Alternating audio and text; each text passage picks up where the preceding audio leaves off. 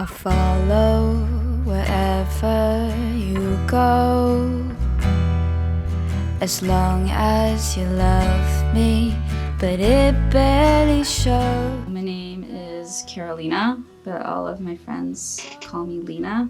I'm 25 and I am a multi-instrumentalist, recently a singer-songwriter, and also producer. That's a very good question. I'm definitely going into the realms of alternative rock. When I started songwriting, which was like only 2 years ago, it was definitely like folk acoustic-y. I try to be poetic because I've always thought that songwriting would have to be like very poetic and like meaningful, which could be, but I was like way too into it, and I was just trying so hard to like be this like folky singer-songwriter. But I realized over time that I really enjoyed just playing like rock and roll music and just having a good time and just rocking out on the guitar. And then when I started doing that, I realized I'm like, oh, this is fun. Like I don't feel like forced or anything. It's just coming out. It's just flowing so naturally. But I could say, yeah, I'm flowing into like alternative rock. Alternative rock would be my sound. Wow, okay, everyone asks me this question all the time. Honestly, it wasn't a spark of inspiration or anything. It was more of like, it just happened. It just happened. Yeah, when I was like 15, my sister would have this playroom that would have like a bunch of toys. And every time I would like finish my homework early after school, or like I have nothing to do, I just like waltz into my sister's room and just play with her toys. Like as childish as that sounds, as like a teenager playing with toys, but I'm a very fidgety person, so I have to like do stuff. And my little sister had a pink toy keyboard just kind of laying around, and she never played it at all, but somehow it was very fun to me. It was entertaining to me. I was playing all these like little notes, and I started hearing the songs that were already in the keyboard. I was starting to pick them up by ear, but I didn't think of it as like a thing I wanted to do. Like it was like, oh, this is what I want to do for the rest of my life. It was just something that it was fun to me, and it was more like a puzzle solving thing, because it's like hearing the note, figuring it out, putting it all together, boom, that's like a song. And that was just something that I loved to do. And then it wasn't until I think almost 2 years later, I remember showing my mom Alicia Keys' like No One on this like toy keyboard, and my mom looked at me and she's like, oh, she's actually like a pretty decent player, because before that all I ever did was play sports and like play video games. That's all I did. And I remember on my birthday I went to like the beach with like my family, with my grandmother, and I came back, and then I see this like actual like piano keyboard, like this actual Casio keyboard, and that's when everything kind of started. Like I started learning a bunch of songs because I couldn't read music, so I would just listen to a bunch of like top 40s and just learn them on the piano. I'll be up till like 4 a.m. just like learning the piano and getting used to the size of it, because to go from like a toy to like an actual piano was like very hard for me. But yeah, after that, I just couldn't stop, and hasn't stopped. It's been like 10 years now and hasn't stopped, so yeah. My first concert? Oh, you wouldn't believe this. My first concert was Billie Eilish's concert at the Mod Club. Like, yeah, that's my first concert. I don't know, my parents at the time, when I was a kid, I always wanted to go to concerts. Always wanted to, but my parents couldn't really afford them. They couldn't afford tickets. So like most of the time I would just hear my friends being like, oh, I went to this Justin Timberlake concert, or like Avril Lavigne concert, and I would just be like, oh my God, it's amazing. I wish I could go to a concert. But yeah, I just never went because my parents couldn't afford it, and they thought the concept of going to a room with so many people and just standing and being a bunch of like crowded people was like, to them it was like dumb. They're like, why would you go to a concert, just buy the music and listen to it? So that's why they're like, you don't need to you don't need to go to a concert to go see your artist, just listen to their music. So that's the two reasons why I couldn't go to concerts. It wasn't until many, many years later when I went back to school for music at Seneca a couple years ago for music production. All my friends were shocked at the fact that I've never been to a concert. They're like, how can you're a musician and you've never been to a concert? I was just like, yeah. And then I was just like, I'm gonna go to a concert. And then at the time, when Billie Eilish was still, you know, someone's like little secret, she was still like, you know, I discovered her like, yeah, before all the hype, like around like early 2018, in a podcast of my other favorite artist who I listened to. She's like, oh, listen to Billie Eilish or whatever. And then her song, I Don't Wanna Be You, came out like through the podcast. And I was like, who the hell is this woman? Oh my God, she's such a good singer. And I found her out, and then it wasn't until a couple months later she was announcing that she was gonna go on tour. And she was playing at the Mod Club, and it was all ages. It was only $20. And I was like, I'm gonna go to my concert. So I bought tickets for me and my little sister. So it was an experience for both of us, because she's never went to a concert, I never went to a concert. I wanted to be like a sisterly bond.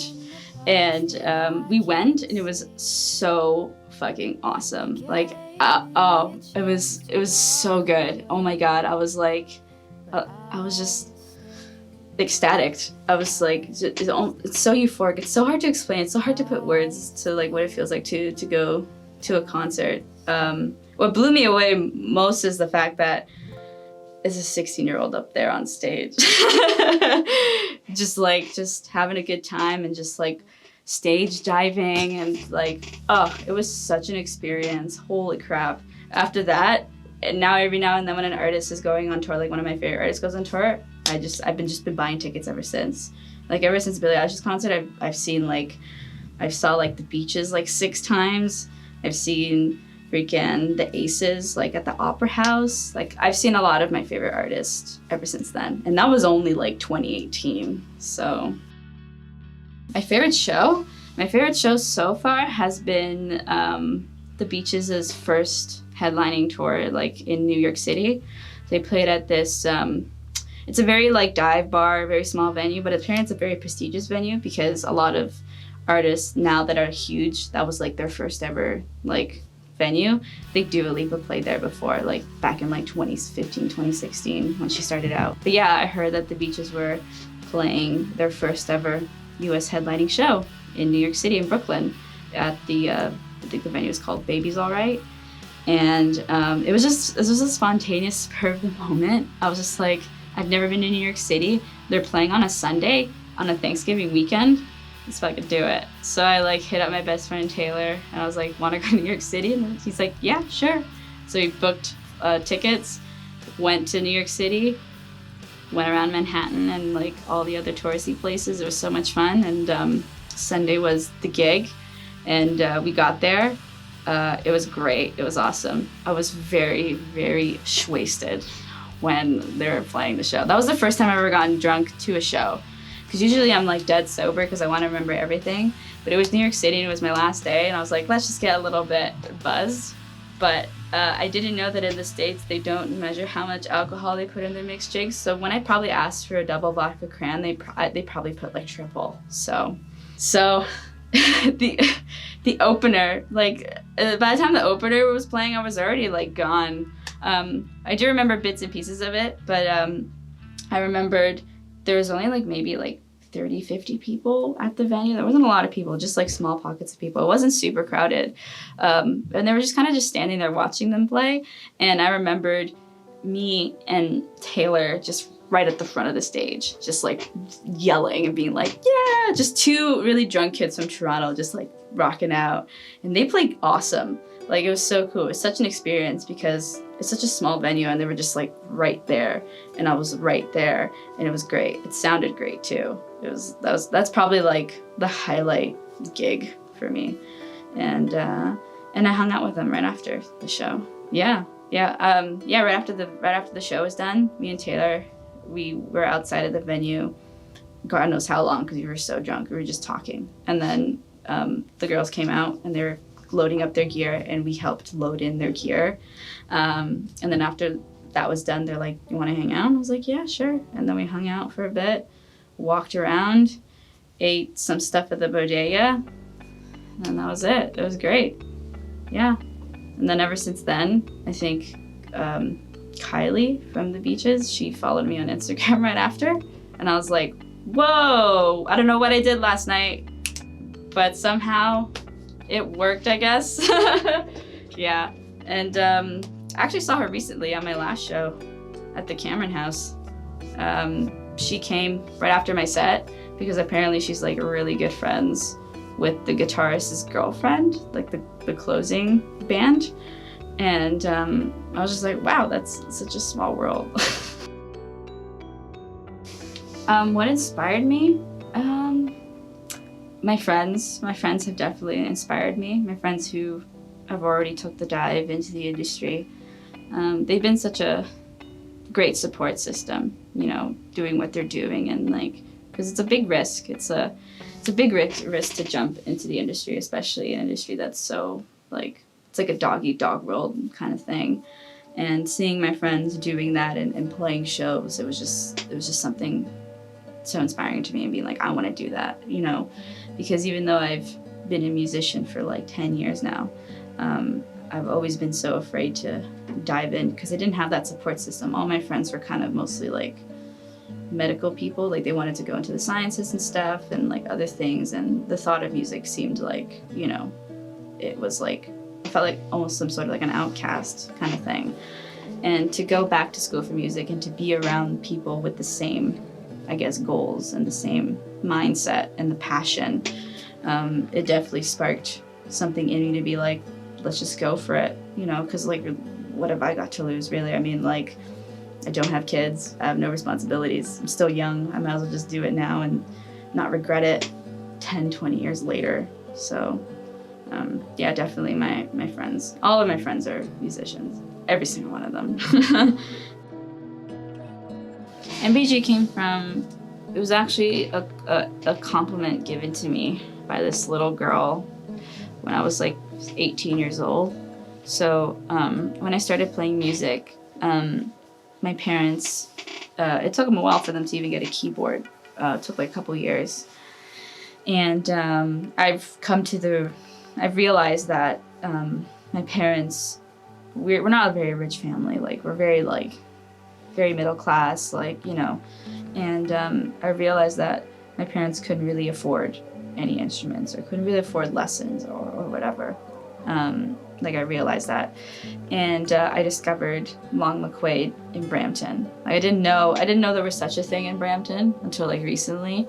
And I was like, oh, they have a music store in Brampton. So every day after school, I would bus to Long McQuaid and like practice inside till like closing time. So I would go to the guitar section and play guitar.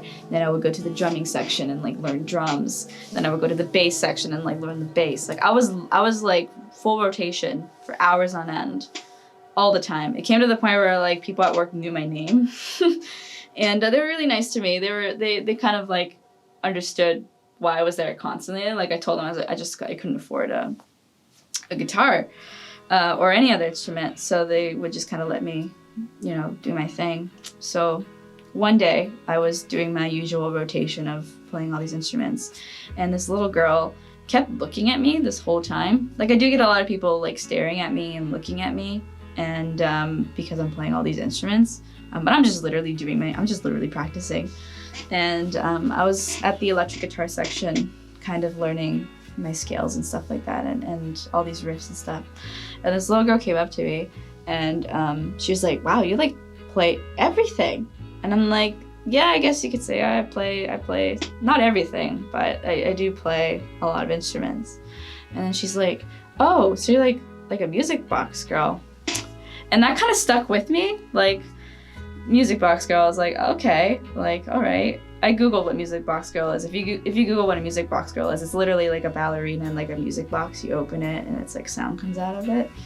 And fast forward many years later, and I wanted to do this solo project, but I didn't want it to be under my name, because also it's like, it's hard to market a solo artist in the rock scene, because in the rock scene there's just a bunch of bands, and these bands have like the coolest names, you know, like freaking Fadeaways or like Barbecue Pope and like Goodbye Honolulu. Like those are like such cool names that you would see on a poster. Like if you're walking and you see that on a poster, you're like, oh, I wonder what kind of sound they do, because that's an interesting name. I mean, but to see Lena, it's like whatever. It's like saying like Tim Impala. Like that's, a lot of people think that's a band, but it's actually just Kevin Parker himself. I mean, but if he just used his name on a poster, Kevin Parker, without not knowing who he is, you'd be like, okay, what does he do, right? But Tame Impala, it's like a band name. It's like, oh, that's interesting. That's cool, you know? And I wanted something like that. I wanted like an alias of some sort, you know? So I was kind of like just sitting there thinking of a name of like what to do, what to call it. And then Music Box Girls came to mind, the little girl who complimented me like when I was like 17 or 18. And I was like, oh, maybe I should name it that. But I didn't want it to be Music Box Girl, because I just thought that was a little bit cheesy. So I was like, let's just abbreviate it, MBG. And I was like, okay, that's cool. That's as mysterious as it gets. And then that's what came to fruition, MBG. Yeah, so that's what MBG is from. Ooh, when did I write my first song? I wrote my first song when I was 16.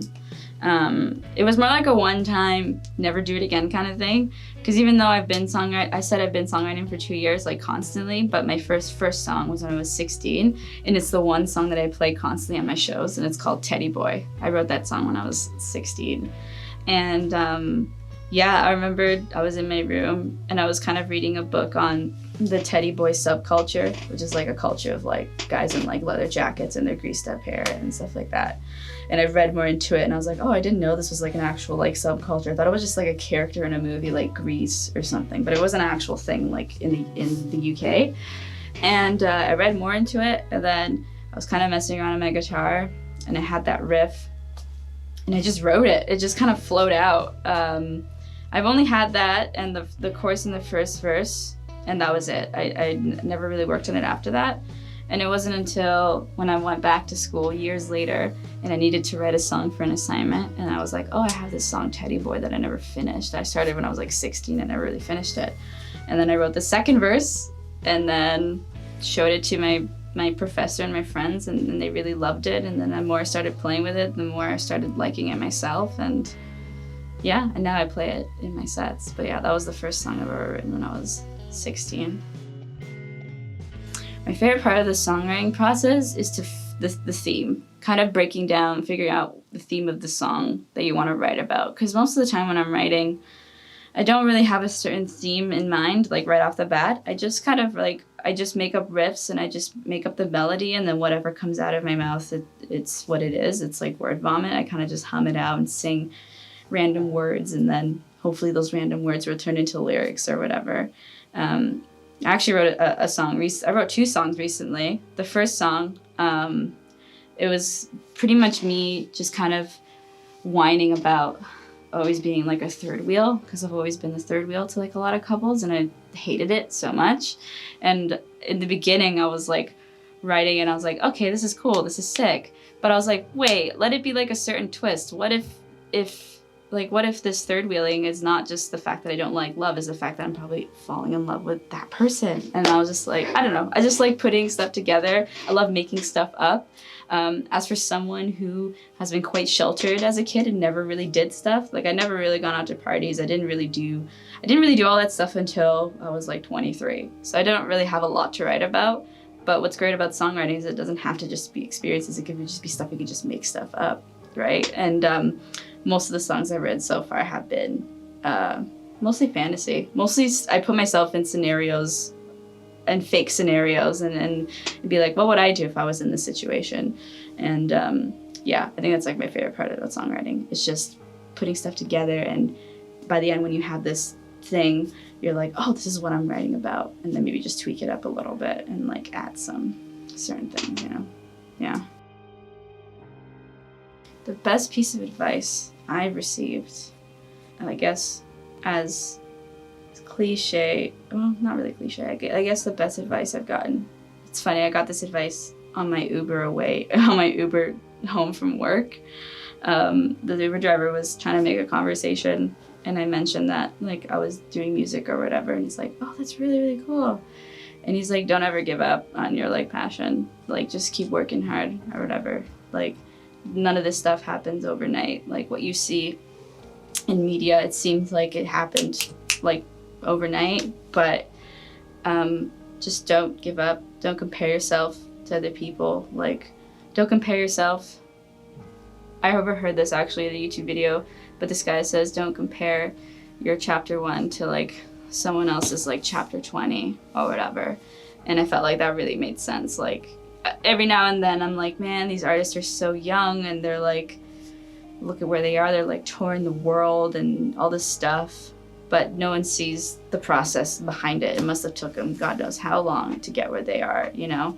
And I try hard not to be too eager and not be like, I wanna be the biggest rock star like overnight. But like now, like right now I know I'm like irrelevant, and I know that it's gonna take some time to put my name up there. And at this point for me, I feel like I try not to feel so rushed. I want to take my time with what I do and like with what I make, and I want it to be the best that it could be, and I hope people enjoy the things that I make. So yeah.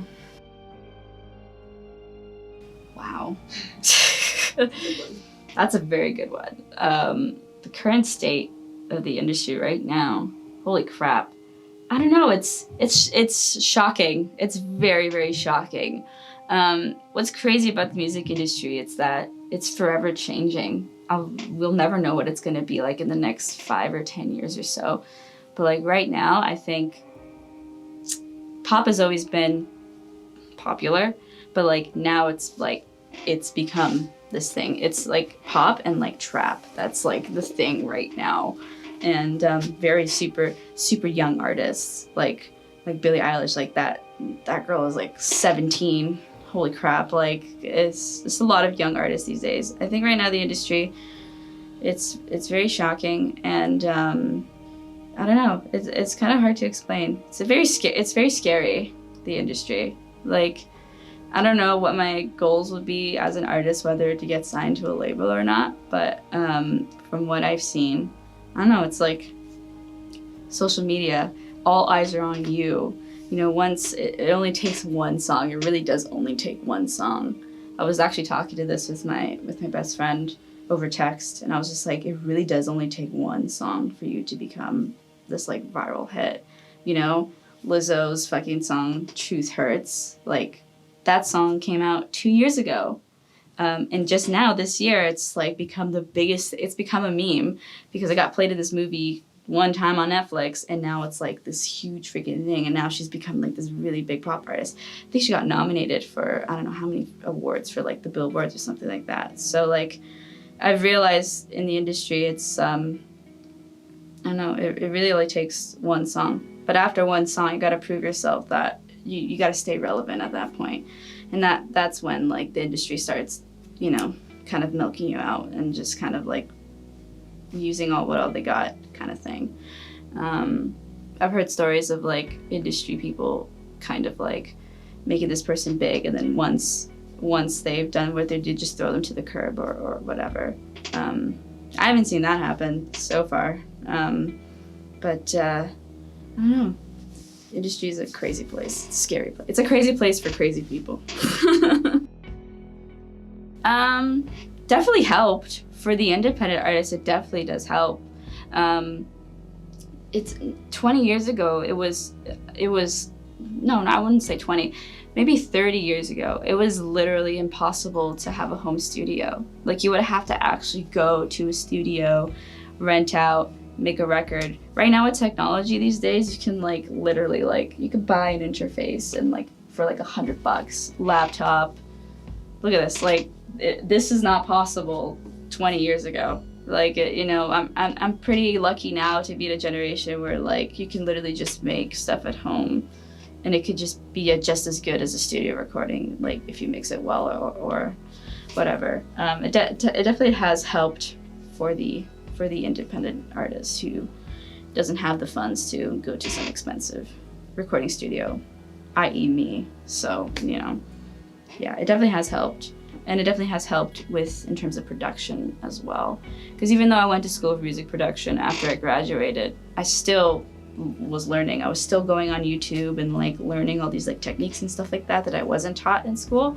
And like I said, 20 years ago, YouTube wasn't even a thing. Like I sometimes tell myself, holy shit, if it wasn't for YouTube, I probably wouldn't have even graduated high school, to be honest. Yeah, so it definitely has helped. But yeah, not so much hindered. Like, unless you're one of those people that are like analog versus digital, I'm all about the tapes and stuff like that. Like, I don't really care. I think it all just sounds the same regardless. Streaming, whew, it's terrible. It's terrible. Like, Spotify's like 0.0003 cents of a penny for one stream. Like, that's just not fair. Like, that's just not fair. I don't know. Streaming is it's become a thing now. I mean, like, I think they got rid of iTunes. Now it's just Apple Music. Yeah, I mean, like 20 years ago, when it was actually like physical copies, artists were actually making a decent living. Now it's like, I think we can only make money off of like touring and like merch and stuff like that. But even then, that's already money invested in doing that, in going to shows and like moving all this gear and stuff like that. So streaming it's hard. It's really, really hard. I mean, like, and I thought about this, but like, what would happen if like Spotify, Apple Music just shut down and there was just no music at all? Like, no one has like the physical stuff, you know? Yeah, it's a scary thing. It sucks. I wish people would start, you know, buying like actual CDs and stuff. It's slowly coming back. Like, there's vinyl and like cassette tapes and stuff like that. But the Gen Z, I guess, generation, my sister, like, I think she didn't know what a cassette was at that point. She's, you know, it's starting to become like totally like, it's starting to diminish, which is shocking. Talking to these teenagers and be like, what's a CD? It's just like, oh my God, like, oh no. Technology it's fast forwarding, and they're getting rid of all that physical stuff. But yeah, I don't know. Streaming is not cool. Go actually buy the stuff, you know? And don't download it either, legally download it either. We're out here struggling, so yeah. Honestly, I think it's you gotta come with that same assertive dominance to kind of like just kind of put your foot and be like, this is what I do, this is whatever. Yeah, this is a good reason why I wanted to go into production is because I wanted to be able to go into a studio and know what people are talking about in a room full of like men, right? Because like, I don't want to come in there completely clueless. And, you know, it shows, like, when people see that, they're like, that's a person easily can get taken advantage of, right? I think for me, you just got to come in there with that same assertiveness and just be like, this is what I want. This is what I want my song to sound like. This is how it is, and this is how I'm going to do it. And be like, this is how it is. And they have to respect that. You know, it is possible to work with men that, you know, you love and like respect or whatever, but it's good to kind of put your chest on and be like, this is what it is. I'm not just some girl who doesn't know jack squat about music. And I still get that every now and then. Like, I still get the whole like, oh, so you're like with the band? Like, is it like your date or whatever? And I'm like, no, I am the band. This is what it is. And I've gotten the same compliments of like, wow, you play pretty well for like a chick, or like, you know, it's crazy, right? And I'm like, I just, you know, it's just funny. I tend to like just shrug it off and continue to do my own thing. But I've noticed that like a lot of more women are going into music. I mean, you got like Haim, who I adore. They're great. Yeah, Haim, the Aces, which are also all girl, all rock band, the Beaches, like they are definitely paving the way for women who want to come into the industry, and kind of showing that, you know, we can do it, if not better than the guys, you know? Yeah, I feel like coming into this industry, it should just be equal, right? But just come into it with your tools and with your knowledge of the music. Know a little bit for the sake of it. Don't just come in there and not knowing what's going on. I think it's good to know like the basic knowledge of production and like music business, and just not coming in there like blindsided, because you'll never know. Like they'll just take advantage of you, and yeah. So, and that's not something I want to do. I want everything to go my way, and the only way for me to do that is to learn the production, learn how gear shit works, and kind of be at the same knowledgeable level as the dudes in the studios or the dudes in the industry. Yeah, so. Wow, what would I be doing? Shoot, I mean, before the music, I wanted to go into the medical sciences, which is very far left from the music thing. But I've always loved science. I've always loved biology. I've always loved the functions of the human body. I just find it so interesting. I'd probably go into that and probably be like some lab technician or something. Yeah, I'd probably be doing that. Like right now I'm working full time. I'm working for a corporation in the office. So I probably will still be doing that, but I don't know. I don't really kind of have like a plan B. That's kind of like that's like, okay, if shit hits the fan and nothing is happening, sure. But like that, also like right now, that plan B is kind of like in the back burner. Like this is something that I've noticed is kind of taking off very quickly. I mean, like I've only been an artist. It hasn't even been a year. It hasn't even been a year that I released my EP, but I've played so many shows. I've gotten so many opportunities. I've been featured in a lot of vlogs, which is crazy. It just blows my mind every time. I've been played in college radio, which again, blows my mind every single time.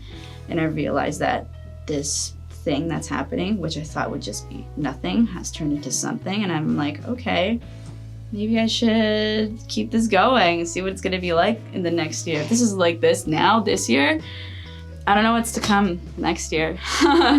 So yeah.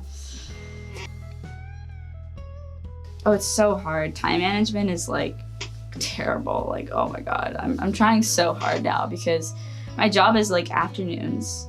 So that's literally my career. Is I have to play shows in like evenings and stuff like that. So when I have a show, I mostly just like call in sick. I mostly just call in sick and play these shows and stuff.